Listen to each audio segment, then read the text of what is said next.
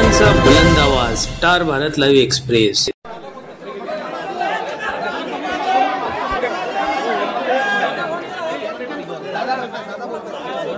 आज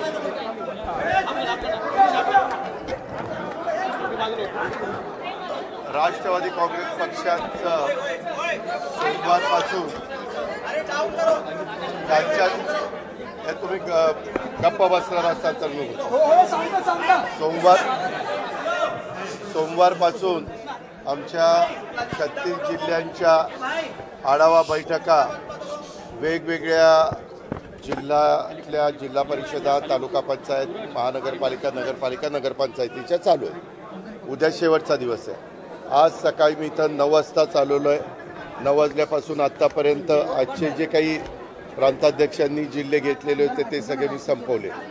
दुपारी तुम्ही मला काही प्रश्न विचारत होता, मला त्याबद्दल एवढं सांगायचं आहे की जे काही आता TV वेगवेगळ्या चॅनलला चाललेलं आहे त्याबद्दलची पूर्ण माहिती मला काही नाही आहे। माझा त्या गोष्टीशी डायरेक्ट अजित पवार म्हणून दुरान्वयी देखील संबंध नाही।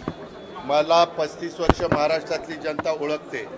त्या संदर्भामध्ये मी उलट या निमित्तानं संपूर्ण माहिती घ्यायचं ठरवलेलं आहे।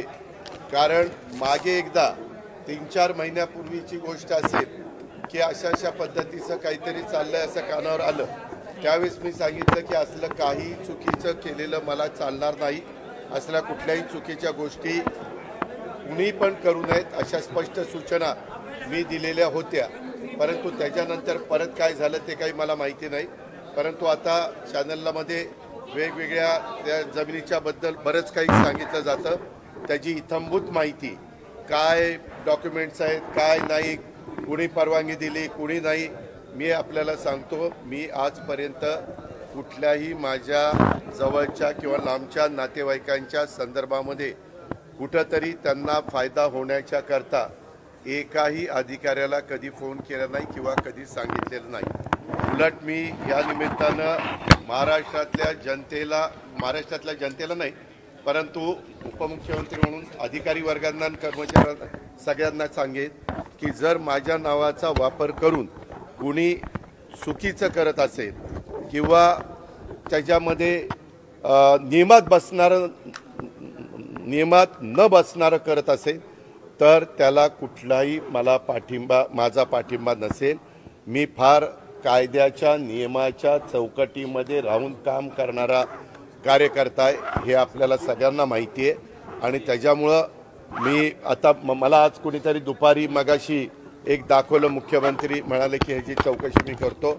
जरूर मुख्यमंत्र्यांनी चौकशी करावी, तो त्यांचा अधिकार आहे। जर उद्या कुठल्याही बाबतीमध्ये कुणी काही तक्रार केली तर चौकशी करून त्याची शहानिशा करणं, त्याच्यातली सत्यता पडताळून बघणं आणि त्याच्यामध्ये काय नक्की घडलंय ते त्या ठिकाणी पाहणं हे सरकारचं कामच आहे। पण आत्तापर्यंत मी दिवसभर इथं असल्यामुळं मी त्याची माहिती घेतली नाही। मी त्याची माहिती घेऊन परत तुम्हाला उद्याच्याला भेटीन संध्याकाळीचा, कारण मला पण उद्या दिवसभर काम आहे आणि त्याच्यामध्ये संपूर्ण माहिती काय झालंय, कसं झालंय, कुणाबरोबर डॉक्युमेंट झाले, ते कायदेशीर आहेत का, ते नियमात बसतात का, ह्या सगळ्या गोष्टी माहिती घेऊन वस्तुस्थिती तुमच्या समोर सांगेन।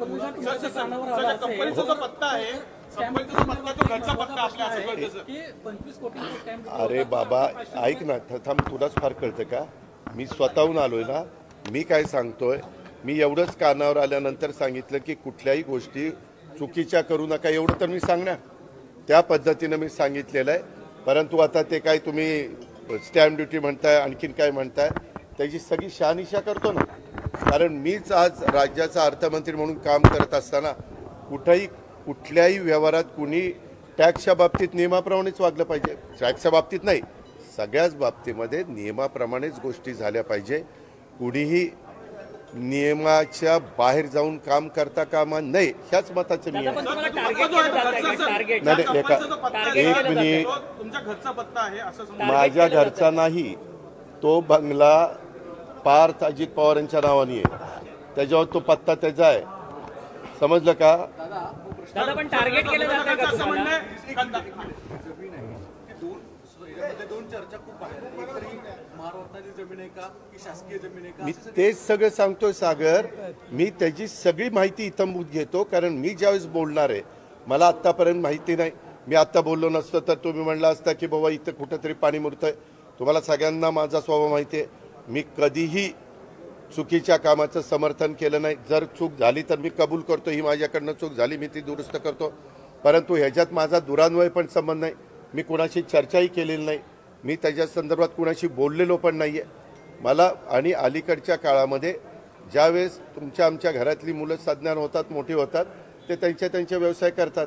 परंतु ह्याच्यात मी पुन्हा सांगतो, माझा दुरान्वय देखील कुठल्या अधिकाऱ्याला फोन नाही, कुणाला सांगणं नाही, कुणाला तिथं वेगळं काही त्याच्यामध्ये मदत करा अशाही पद्धतीची भूमिका नाही. मी अतिशय संविधानाला मानणारा, घटनेला मानणारा, कायद्याने चालणारा आणि इतरांनी पण कायद्याने चालावं ह्याबद्दल कटाक्षाने प्रयत्न करणारा, कायद्याच्या चौकटीमध्ये राहून माझ्या काही सगळ्यांना समजून सांगणारा असा कार्यकर्ता आहे. पार्थ पवार यांचं नाव घेतलं जात आहे. पार्थ पवार यांचं नाव घेतलं जात आहे.